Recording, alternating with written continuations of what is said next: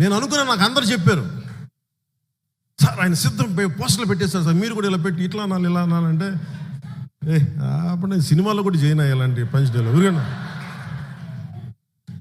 అంటే నేను కూర్చోబెట్టి నువ్వు సిద్ధం అంటే అతను వాళ్ళు ఏం ఎక్స్పెక్ట్ చేస్తారు వైసీపీ వాళ్ళు? యుద్ధం, గుర్తుపెట్టుకో. అట్లా నాకు ఎలా ఉంటుందంటే నేను సినిమాలో చెప్పడానికి కూడా ఇబ్బంది పడుతున్నది, చాలా సిల్లీగా ఉంటుంది నాకు.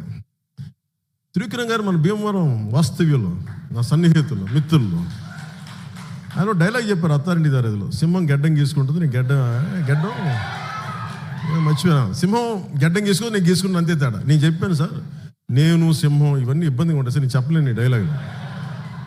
ఆయన నా బాధ భరించలేక దాన్ని కామెడీగా చెప్పమన్నాడు. కామెడీగా అయితే పర్లేదు, ఏదో చెప్పుకుంటూ వెళ్ళిపోతామని. అలా కాకుండా నేను సింహం లాంటి వాడిని, గట్టిగా సింహం లాంటి వాడిని జగన్ గుర్తుపెట్టుకో, ఇవన్నీ చెప్పను నేను.